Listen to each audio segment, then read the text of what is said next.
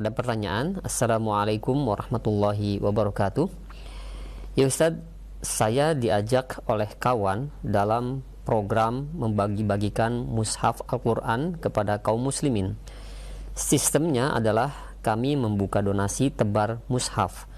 Kemudian dari dana yang terkumpul tersebut kami cetak sendiri mushafnya. Setelah itu kami sebarkan ke masyarakat. Jadi kami nantinya mendapatkan keuntungan juga dari hasil cetak mushaf tersebut. Apakah hal ini diperbolehkan Ustadz? Jazakumullah khairan. Alhamdulillah wassalatu wassalamu rasulullah. Allahumma salli wa sallim wa barik nabiyina Muhammadin wa ala washabihi ajma'in. Berkaitan dengan tebar Al-Quran, pekan yang lalu tebar kurban, sekarang tebar Al-Quran.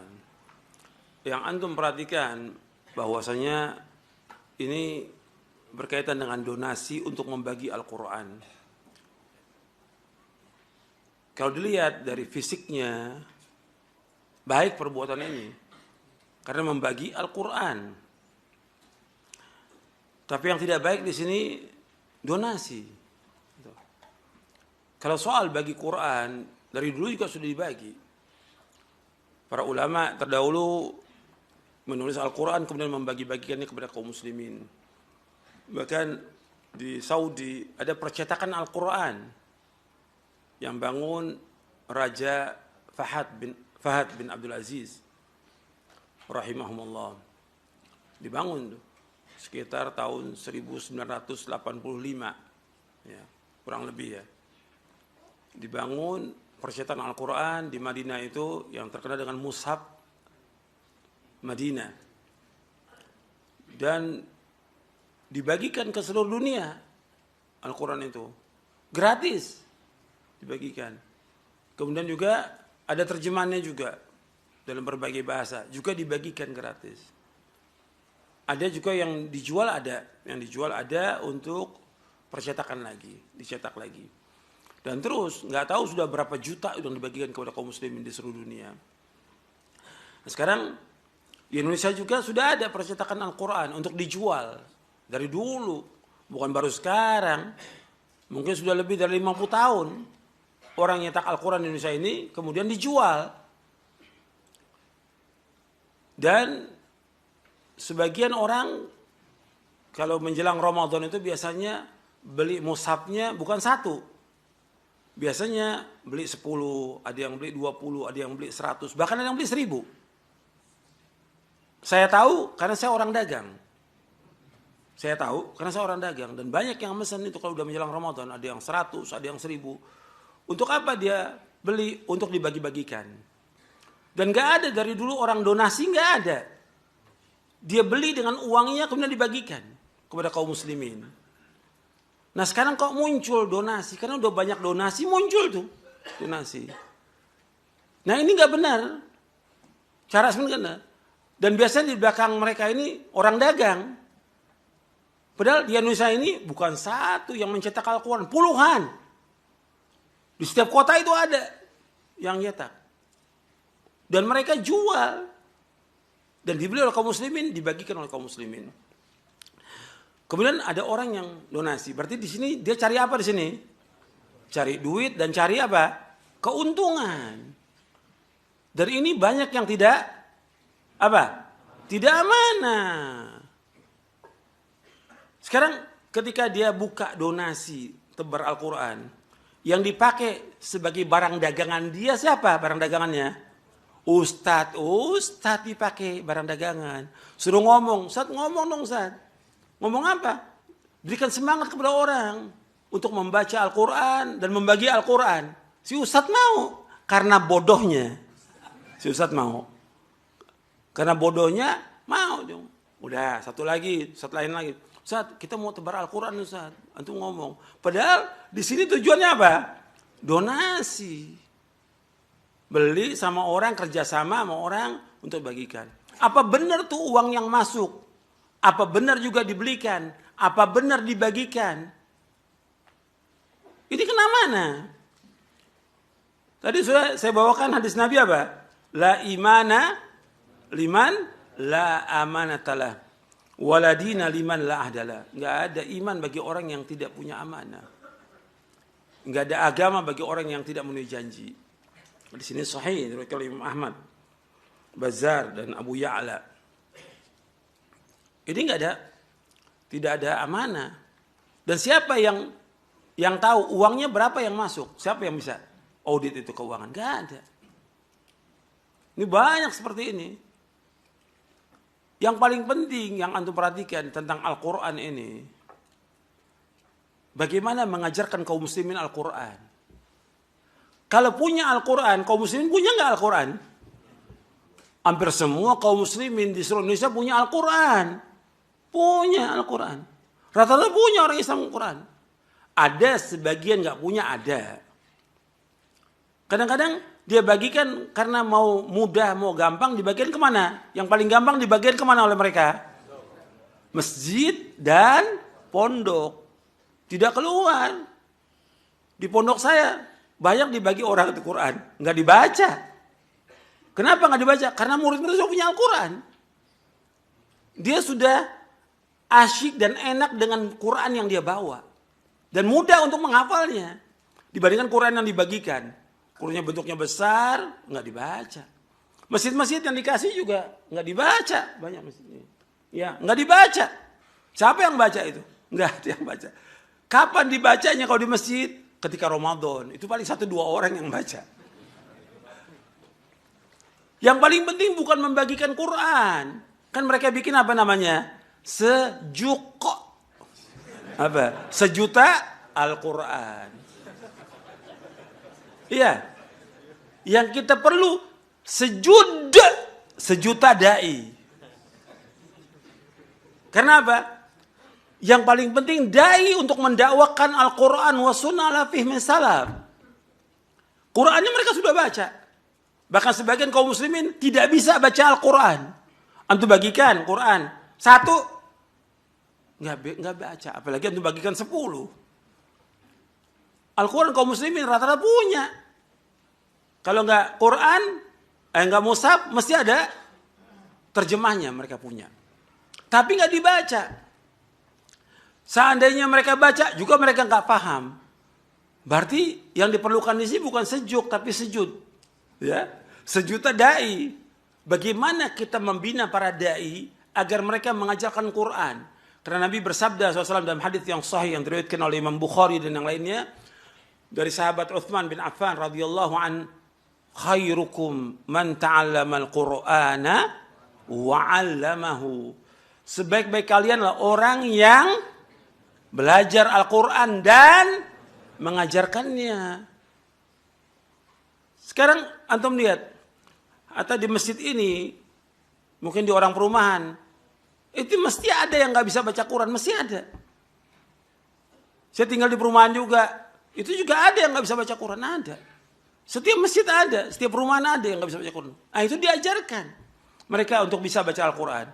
Kemudian setelah itu mereka diajarkan tentang apa? Yang paling penting tentang apa? Tauhid. Bukan tebar Quran. Tapi bagaimana kita menyekolahkan anak-anak itu sehingga mereka paham Quran, kemudian mereka mendakwakan ke daerahnya. Seperti di awal tadi yang saya sebutkan. Belajar tafaquh fi din untuk apa? Liyunziru qaumahum idza raja'u ilaihim la'allahum yahdharun. Mereka belajar tafaquh Quran dan Sunnah. Mereka belajar memahami Al-Quran. Kemudian untuk mengancam kaum mereka apabila mereka pulang kepada mereka. Agar mereka, kaum itu berhati-hati. Tidak berbuat syirik. Tidak berbuat bid'ah. Tidak melanggar batas-batas Allah. Diancam mereka. Kalau Quran aja yang dibagikan Quran ini, nggak bakal mereka baca. Tapi bagi yang punya program ini, yang mereka dapat apa di sini? Duit, keuntungan. Dan akan ditanya oleh Allah dari kiamat nanti. Akan ditanya oleh Allah. Ini duit kaum muslimin. Dibelikan Quran atau tidak? Dibagikan, diajarkan atau tidak? Yang paling diajarkan. Karena Nabi bersabda, khairukum man ta'allama al-Quran wa 'allamahu. Sebaik-baik kalian orang yang belajar Quran dan mengajarkannya. Kalau ini dibagikan, nggak ada yang mengajarkan, Gak ada manfaat sama sekali bagian Quran. Gak ada manfaat. Yang kita perlu dai yang belajar Quran Rasulullah pahami salaf, yang mengajarkan umat Islam ini Al-Quran dengan benar. Karena banyak juga kiai yang mengajarkan Quran banyak, tapi mereka takwil. Mereka memalingkan Al-Quran dari artinya kepada arti yang lainnya. Mereka nggak percaya tentang Allah di atas arsy. Itu harus diajarkan. Bukan dengan membagikan Quran. Dari segi fisiknya, bagi Quran, bagus kan Quran dibagikan. Tapi bagaimana orang membaca Quran? Nggak tahu. Banyak yang nggak bisa baca. Di kota aja, di kota. Saya bilang tadi di sini. Ada sebagian nggak bisa baca Quran. Di perumahan saya yang saya tinggal juga ada sebagian nggak bisa baca Quran. Belum apalagi daerah. Sekarang apa manfaatnya? Akhirnya apa? Qurannya disimpan di atas lemari. Kan Quran harus paling atas. Terus karena ini Quran kita barokah, dibungkus sama dia. Ada nggak? Ada. Lu saya pernah lihat kok. Gitu. Quran dibungkus. Dulu waktu saya masih kecil, lihat dibungkus. Lu gimana Quran dibungkus atas lemari? Ini. Kalau udah gitu, dibaca nggak? Nggak dibaca. Kapan dibacanya? Ramadan. Lama-kelamaan jadi apa ini? Jadi jimat. Jadi jimat. Padahal ini Al-Quran disuruh baca. Nabi menyuruh SAW, Iqra'ul Quran fi syahr. Baca Al-Quran selama sebulan. Artinya hatamkan Quran sebulan. Iqra'hu fi ishrina layla. Hatamkan Quran selama 20 hari. Iqra'u fi ashrin. Hatamkan Quran selama 10 hari. Iqra'u fi sab'in. Hatamkan Quran selama sepekan. Wala tazil. Jangan lebih daripada itu. Ini hadis sahih Bukhari, Muslim dan yang lainnya. Sekarang baca enggak? Sekarang yang tebar Quran. Baca Quran apa enggak tuh? Yang tebar Quran. Kebanyakan enggak baca. Cari duit. Ini udah enggak benar. Donasi enggak benar ini. Karena ini uang kaum muslimin. Antum perhatikan Nabi SAW sudah mengingatkan kita. Di dalam ketika Nabi haji ya. Menunjukkan ibadah haji. Nabi ingatkan. Inna dima'akum wa amwalakum wa aradakum haramun alaikum kahurmati yaumikum hada. Fi syahrikum hada. Fi baladikum hada. Sesungguhnya harta kalian, sesungguhnya darah kalian, harta kalian dan kehormatan kalian haram. Bagaimana haramnya hari ini? Artinya uang kaum muslimin itu haram. Gak boleh kita ambil. Gak boleh sama sekali. Antum mengambil uang kaum muslimin. Dan antum akan ditanya oleh Allah. Sekarang uang kita nih saya ingatkan juga pada yang donasi-donasi ini. Uang kita, sekarang kita punya uang. Umpamanya kita punya uang 100 ribu. Nanti akan ditanya oleh Allah uang kita yang ada 100 ribu. Dari mana itu? Min aina iktasaba wa fima anfaqah. Dari mana diperoleh uang itu dan kemana dihabiskan. Untuk uang kita. Kalau 100 ribu. Kalau 1 juta. Akan ditanya lagi dari mana itu. Kalau 10 juta. Lebih lagi pemeriksaannya. Kalau umpamanya 1 miliar. Lebih lagi ketat pemeriksaannya. Kalau 1 triliun. Lebih lagi pemeriksaannya. Makanya antara orang kaya dan orang fakir. Perbedaan hisabnya 500 tahun. Kenapa? Dari mana tuh uang itu? Akan tanya. Ini uang kita. Sekarang uang orang. Apa nggak berat nanti dari kiamat ya? Uang orang. Bukan 1 orang. Berapa ribu orang tuh yang donasi nyumbang. Akan ditanya oleh Allah. Kemana uang itu? Makanya para dai juga harus ingatkan. Bukan diam. Ini masalah uang kaum muslimin. Antum ambil uang kaum muslimin. Dan kita nggak bisa percaya. Kenapa? Udah banyak yang pengkhianat. Udah banyak. Dalam dakwah ini pengkhianat, ustadz yang ngambil uang orang juga ada.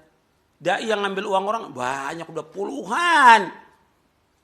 Di mana? Ya nyata di lapangan. Karena kan banyak ustadz ini nggak ke lapangan, diam di pondok, udah nggak kemana-mana. Atau yang keluar dakwah balik lagi, nggak pernah tahu tuh di masyarakat gimana. Saya udah buktikan ada, yang maling ada. Yang khianat ada. Yang bohong ada. Banyak yang bohong. Yang robah rekening juga ada. Ini udah seperti ini. Antum hati-hati dong. Jangan open donasi nggak apa-apa, open donasi. Antum siapa? Rasul bawa dalil. Dalilnya siapa? Waktu Rasulullah SAW menganjurkan untuk sedekah, Rasulullah sebagai apa? Ulul amri. Antum sebagai apa? Bukan ulul amri. Ketika para masyayikh menjelaskan tentang tabaruat, bolehnya tabaruat, boleh. Jum'iyatu khairiyah, boleh. Mereka katakan apa? Harus dapat izin dari siapa? Ulul amri. Semuanya mengatakan. Bahkan yang terakhir, Syekh Fauzan mengatakan tidak boleh. Tidak boleh. Ngambil uang orang nggak boleh. Kenapa? Banyak yang khianat. Ini Syekh telepon, ada videonya. Nggak boleh. Karena banyak yang. Kalau di Saudi seperti itu, apalagi dia Indonesia, semua UUD, ujung-ujungnya duit semuanya. Ini nyata. Dan banyak yang khianat dari mulai ini sampai atas banyak yang khianat. Jangan antum buka, jangan antum memberikan orang jadi khianat, jangan. Tutup semua tuh, jalan-jalan itu tutup. Karena memang tidak ada yang seperti itu. Kecuali ulul amri, itu urusan dia. Kalau kita dai, kewajibannya tadi di awal apa? Nuntut ilmu, kemudian apa? Dakwah. Bukan cari duit, bukan kumpulkan donasi. Ini ada sebagian orang yang memang niatnya baik. Kita ambil yang niatnya baik dulu deh. Yang niatnya baik dulu nih. Dia pengen ya daerah juga bagi Al-Quran supaya mereka bisa. Mestinya kan dia berpikir kalau dia niat baik. Dia dulu dah. Saya nih mau baca Quran dulu, mau khatamkan Quran dulu. Kan begitu mestinya. Kan setiap segala sesuatu mulai dari mana? Pribadi dia. Kemudian setelah itu siapa? Keluarga. Sekarang saya udah ngajarkan belum istri saya baca Quran? Anak saya baca Quran. Dan sudah amalkan. Mestinya kan begitu. Kemudian sanak famili dia sudah. Antum bagikan Quran dengan duit antum. Bukan duit kaum muslimin. Duit antum. Antum beli Quran, bagikan kepada keluarga antum. Sanak famili. Kemudian antum ajarkan Quran kepada mereka. Itu kalau dia niatnya apa? Baik. Sekarang yang ada yang kedua, yang niatnya memang nggak baik. Yang memang mau cari apa? Cari duit, cari keuntungan. Ada nggak? Banyak yang seperti. Maka di belakang dia ada siapa di sini? Pedagang. Sama dengan sedekah Jumat. Di belakangnya apa? Pedagang. Ustaz suruh ngomong deh sedekah Jumat. Belakangnya pedagang. Bahkan kadang pedagang sendiri yang ngomong. Dia WA. Sedekah Jumat. Kok antum gak sedekah? Masya Allah. Lebih galak dia. Allah mustahil. Orang suruh sedekah. Dia sendiri gak sedekah. Orang suruh sedekah. Dia sendiri gak sedekah. Gak ada sedekah Jumat. Dulu saya jelaskan berkali-kali. Ini juga donasi Quran. Kalau pemerintah mencetak Quran seperti di Saudi, membagikan Quran, itu bagus sudah. Tapi untuk kita, kewajiban kita apa sih? Belajar, kemudian dakwah. Kemudian kewajiban kita juga memahami tentang Quran untuk diri kita dan keluarga kita. Jadi sekarang ini udah nggak benar ini, udah nggak benar. Udah cari duit, cari keuntungan. Dan Ustaz mengatakan open donasi. Antum memberikan orang peluang untuk apa di sini? Untuk apa? Menjadi pengkhianat. Sepertinya baik, tapi antum nggak tahu nanti uang orang itu. Ketika masuk, siapa yang bisa mengaudit itu uangnya? Berapa yang masuk, berapa yang dibelikan, berapa yang dibagikan? Ini harus teliti, karena kesian juga buat dia nanti. Kesian buat dia di dunia, kesian buat dia nanti di akhirat.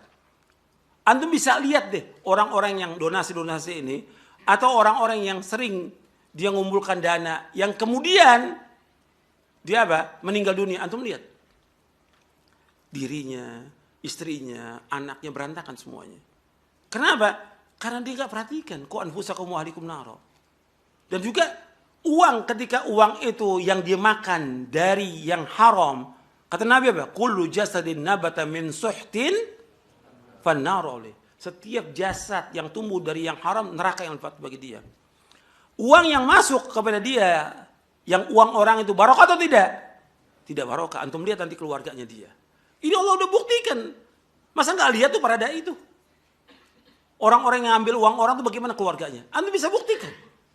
Bagaimana istrinya, bagaimana anaknya. Dulu para ulama salaf, ketika mereka berbuat dosa nih, itu kelihatan dosanya. Istrinya nggak taat, binatang tunggangi, terus ngamuk binatangnya.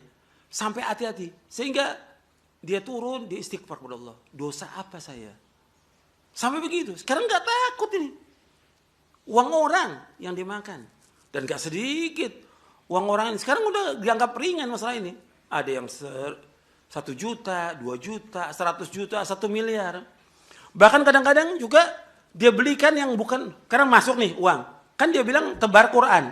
Atau tebar apa lagi, atau donasi apa aja. Banyak deh, peduli ini. Kemudian uang itu ketika orang sumbangkan. Untuk apa? Palestina umpamanya. Atau dulu Afghanistan umpamanya. Kan uang ketika orang nyumbang itu untuk itu. Tapi kemudian apa? Karena uang ini banyak, ya kita pakai buat operasional. Operasional. Siapa yang suruh untuk pakai uang itu? Dipakai, beliin mobil, beliin ini, kontrak. Ada nggak seperti itu? Banyak. Allah akan tanya uang dari mana itu? Kok untuk pakai? Lama. Waktu awalnya iya. Bahwa itu adalah, ini kan yayasan, ini uang orang. Tapi lama-kelamaan jadi apa? Milik pribadi. Sama dengan rumah Quran juga yang saya udah pernah ceritakan. Ada yang jadi kemudian milik pribadi. Ini bahaya. Awalnya donasi, lama-kelamaan udah. Daripada ini ya kita bikin yayasan. Yayasan apa? Keluarga. Istrinya, suaminya, anaknya, mantunya. Cucunya belum ada. Itu dibikin sama dia. Ini nyata, saya ngomong ini nyata. Uang dari mana itu? Uang kaum muslimin. Jadi ini hati-hati. Kalau saya sebutkan begini udah nyata. Nih yang maling udah banyak. Gitu. Ada yang masuk ke kantongnya 1 miliar. Uang orang.